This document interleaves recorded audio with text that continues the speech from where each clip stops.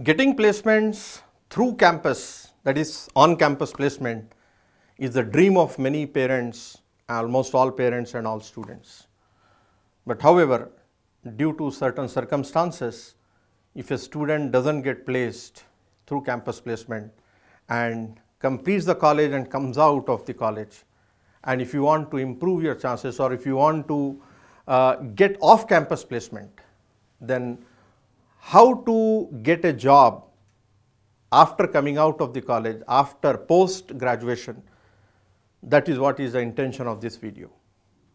Hello dear students and parents, this is Dr. Khalil Khan, Professor of Computer Science and Dean Academics at ACE Engineering College, welcoming you to this video session where we are going to discuss the tips and advices to follow for getting off-campus placement after coming out from the college, right? What to do, what are the tips to be followed, what are the advices to be taken up to facilitate getting a job at the early, okay?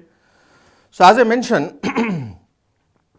generally when you get on-campus placement, that is always a desirable thing because you have to face less competition, you have to face the competition of the students of the college itself. But off campus, when you come out, things are totally different, scenario is totally different. Maybe the reason could be like recession, as you say, or there may be other factors, family matters or personal reasons for which a student may not be in a position to get on campus placement. But nothing to worry about that. There are still chances, there are still options open. If you follow these 7 important tips which I am going to discuss in this video, right? If you follow these 7 tips, 7 advices, then I am very sure that you will significantly improve your chances of getting placed into a good company, okay? So please follow these 7 tips, implement them and improve your chances of getting placed in good companies. So what are those 7 parameters? See, basically, for on-campus placement, you don't have to prepare much except for maybe like improving your verbal communication skills, aptitude, some basic programming exposure. That is sufficient enough because essentially many of these service-based companies, if not product-based companies, many service-based companies would look into only these aspects. Whether you have the capability or not, whether you have got the potential or not, that's what they try to see in the on-campus. But the scenario for off-campus is different. You compulsory need some essential skills, particular skills needed to get placed into a company when you are facing off-campus recruitment. So what you have to basically do is you have to take up 1 or 2 courses of your choice, of your interest, and then you have to master it in order to basically apply for placement in industry. See, placement in the college, on-campus placement, look at basically the talent, and here you have to, for off-campus, you have to look at the skill-based placement. So you have to develop, you have to nurture, acquire the required skills to get placed. So for that, the first point is the course selection and the necessary skills required for that, identification of the skills. So the first question which you have to basically look into is which course should I take up, which course should I study, right? Should I enroll for, should I get trained so that will basically enable you to get into a company. Course selection is the first important aspect. You should not select those courses which are meant for experienced people.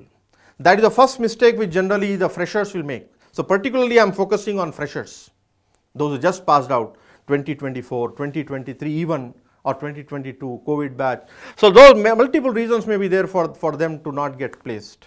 So let's not worry about it. Now you make a start fresh. So decide about the course. So don't make a selection of those courses like, for example, I say SAP or maybe cloud data engineering, DevOps, or maybe like some specialized security related courses. These are high-end courses. They are basically meant for advanced, or maybe you can say those people who already have some experience. So if you try to basically take up training in such courses, then you decrease your chances of getting placed in the company, because the company want skilled and having experience in these areas to get placement. So boys and girls, what you have to do is you have to basically select those courses which are meant for freshers. Sir, what are those courses? Those courses may be like, for example, generative AI, which has basically have openings in many startups. So you should look for such courses like generative AI, full stack development, maybe in Java, maybe in Python, maybe in the similar side, React.js or whatever you say, whichever technology, React.js, or maybe like some testing tools. So think of such courses, try for such courses and get trained in some good institute. Now, which institute should I say it, or with whom should I get trained, that we will talk about as the next point. But first you have a focus. Which course is basically suiting to my personality, my interest, that you have to decide. If you believe that I'm not good at programming and my technicals are not good, go for simple course like testing tools, right? Generative AI, again a very simple course. Most of the startups look for freshers with generative AI skills. Go for that. If you have some exposure of programming, if you have some technological experiences, then go for full stack development. So that is another very, very important point. Don't make a selection of wrong course and go into a gray area. Make a correct selection of the course. Then what are the skills needed to master that course, you identify. Whether that skills you have the capability or not, you identify. So identification of skills and selection of the course is primarily very important. So identify the skills needed for such courses and strengthen them based purely on the interest. So again I am repeating, if you feel that you are weak in programming, if you feel that you are weak in subject, weak in technical, go for testing tools. If you have some average level, go for generative AI. If you feel that you are confident in data structures, programming, DSA, then basically you can think of full stack development. So accordingly, based on your current skills and based on the potential that you can develop, make a selection of the course. That is the first important point. Okay. Then after selection of the course based on the skills, then what is the next important point is selection of IT trainer. With whom, which company should I go for? With whom should I get trained? That is another very, very important parameter. Most of the time people make a wrong selection of the institute, wrong selection of the trainer, and they will mix up everything. Okay, eventually that will again procrastinate, delay the process. So selection of IT trainers. So boys and girls, you can see there are two types of trainers. In our terminology we call academic trainers, and the other is real-time trainers. Academic trainers, I mean, this is only my term. What I mean to say is those people who, like in, for example, college, academic college, they have only theoretical experience, and if they try to teach such courses, you will not get much strength, you will not get much, right? They will not be giving you a scenario-based real-time training.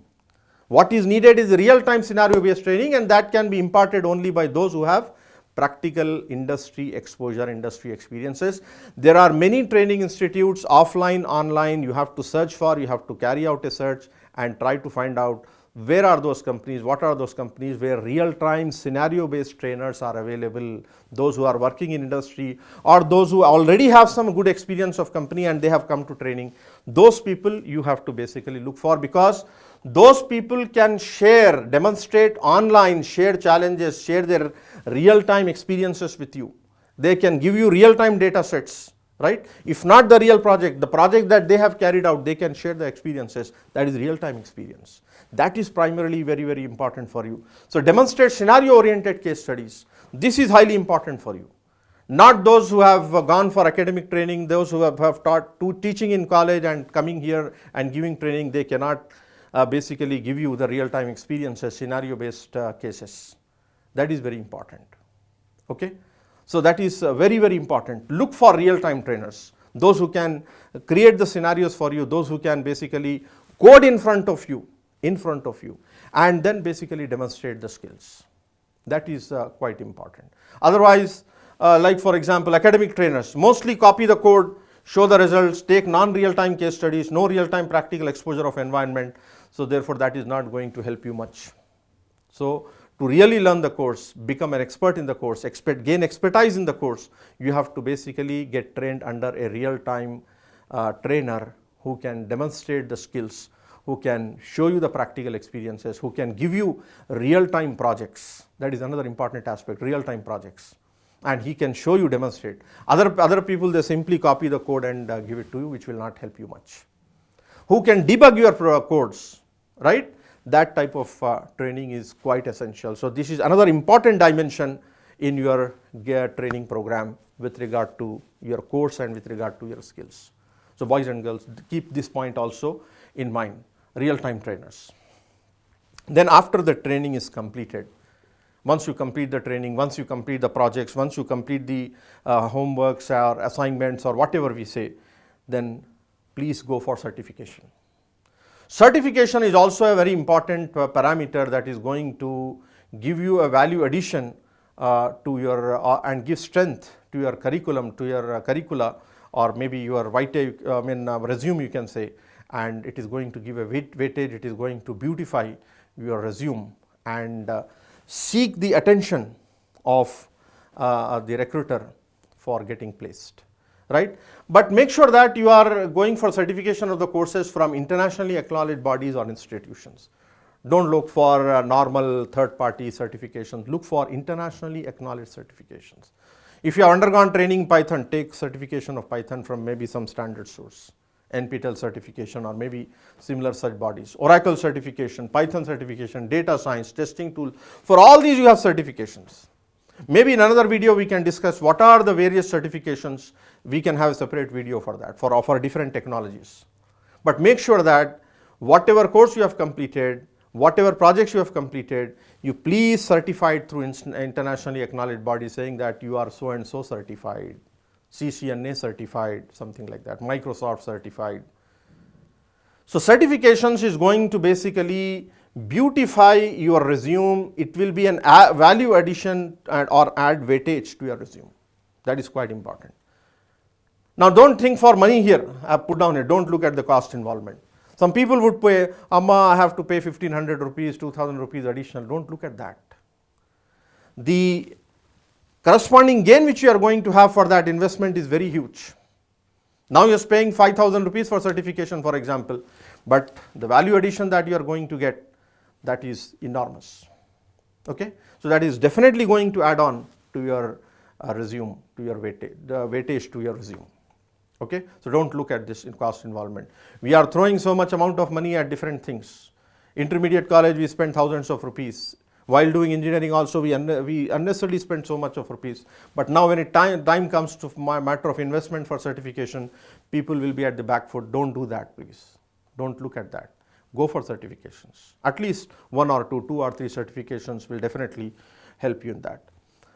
Here I would like to make a mention that you should always keep in mind college-based training or hiring, college-based hiring is talent-based. I mean the MNCs who visit the college for campus placement, they look at the talent. They don't look at the skill, frankly speaking, because their idea is we will hire the talented students, we will train them for 6 months or 8 months and then they can absorb in that. But when you are getting placed from outside the college, they won't look at the talent, they essentially look at the skill. You need to have the skill. So while you are there in the college and looking for placements, you don't have to go for course selection, you don't have to go for this. As I said, you have to master only verbal, aptitude, quantitative abilities and then some coding and some DSA. That's enough for getting placed in MNC. But that is not the case when you are trying for placement from outside the college after completing the college. That's a different. So that's what. College-based hiring is talent-based. Whereas outside the college, that means if you are trying for getting placed from outside the college after the completion of the course, it is skill-based hiring. So you have to basically enrich your skill through certification. You have to prove that you are skillful in the course through certification. So certification basically embarks or tells us that you are certified in the course, you have the appropriate skill and you are ready to start working. Because generally when you get placed through off campus, then training will not be much, training will be negligible. Directly you have to start the work, that's the difference. So that's what I said, here this is skill based hiring, there it is talent based hiring. So you have to nurture, you have to basically work on your skill development, that is quite important. So look for skills, certification. Next, the next important parameter is internships.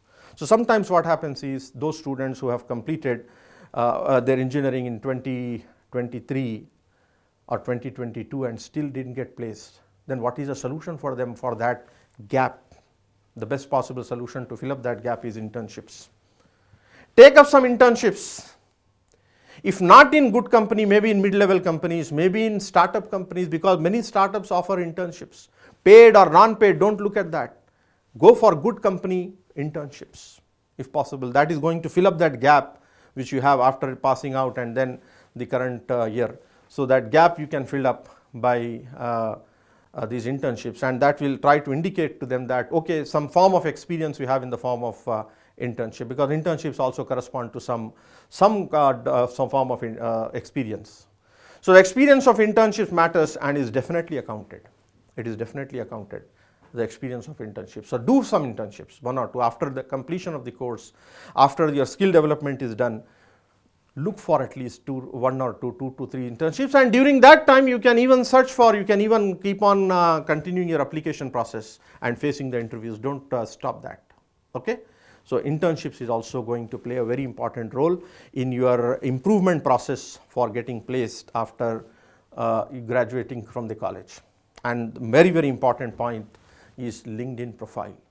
Many a times students don't maintain their LinkedIn profiles, don't look at the LinkedIn profiles, and essentially go wrong. So maintain, if you don't have LinkedIn account, please immediately open it and try to update it on regular basis. Your skills, your experiences, internships, certifications, all that you should observe, all that you should basically put, because many a times it happens that the company basically hire by going through the profiles of the LinkedIn profiles of the candidates. So therefore, if you make your LinkedIn profile very attractive, very interesting, basically that will attract the attention of many companies and many HRs. So maintain LinkedIn profiles for getting updates, hiring details, referrals, connections with seniors, etc. You can update your skills in, as I said, in the LinkedIn profile. Internships, certifications, projects, all that you can make. As such, your academic profile you can update in the LinkedIn profile. That is very important, because from LinkedIn, through connections, you maintain connections with many seniors. Suggestions are given based on your profile by LinkedIn software, and then you can make connections with good HR, good people working in software development, having experiences. Through connections, you can get information about placements, about vacancies, all that. Okay, so that is a very good aspect as such for beginners. So LinkedIn profile should reflect the activities post completion of the course. This is important because you have completed the course. So after completing the course, what all activities you have carried out, that should be reflected in the LinkedIn profile. So LinkedIn maintenance of LinkedIn account, LinkedIn profile is too much important, especially for graduates who have completed their engineering and are awaiting for placement through off campus. So my dear students, don't neglect this. This is too important. Okay. And then finally, connection with placement officers. Even you might have completed, so don't think that you are out of the college, right? So you can still maintain connection with your placement officer, because many a times what happens is when the companies come to the college, they ask the placement officer for the candidates who have just passed out or the candidates who have last year passed out also they look for. So if you are in touch with your placement officer, then he can basically refer your name to the company for placement, for interview.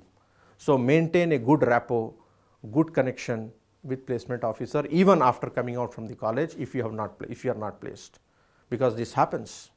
Okay, so not only college, placement officer to get placement updates for passed out students may also look for connection or networking with the placement officers in the LinkedIn. Look for people who are placement officers, who are HRs in the LinkedIn, and try to maintain connection with them. Try to be in touch with them. Ask them if you have any referrals, if you have any connection, if you have any vacancies, kindly let me know. They will definitely respond. So good connection, good networking is also a very important factor in getting placed fast. May also connect with the placement wing of the training institute. This is also important. The institute where you have undergone training of the corresponding course, sometimes those companies also have placement officers. So maintain a good rapport with them, maintain a connection with them, right? Be in touch with them on regular basis so that they can recognize you, they can give you quick updates whenever there are openings in the company. So that is also a very important factor, crucial role in getting placed. Next is you have to visit the company websites. Every company, most of them, they will maintain what is called career section. So on regular basis, watch the career sections. Whenever there is any advertisement, openings coming up, you apply your resume and wait for the call. This is also a good basically initiative which you can do to get to improve your chances of getting placed fast. So post your resumes in the career sections of the company website. So whenever any requirement arises and that matches with your skill, you will immediately get a call and you can respond. So don't neglect this. Keep on observing the websites, keep on looking at the websites, career sections, and try to update your resume or post your resume there. So may get calls whenever there are openings available for freshers with requisite skills. So you have posted your resume. Whenever any opening come, they will match the resume and they say that okay, you have got the skill, you will immediately get called and get absorbed. That's possible. So this is also an important aspect. And then finally,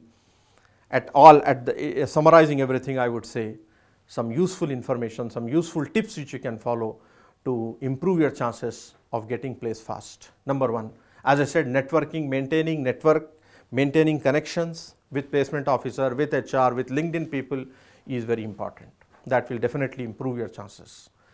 Secondly, don't expect, this is very, very important point, don't expect high packages initially.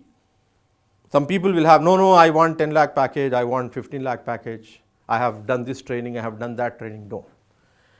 While in campus, as I said, people look for talent-based training. MNCs will give packages, high packages in college, campus-based. But outside the college, your chances become less. In campus, recruitment happens in bulk.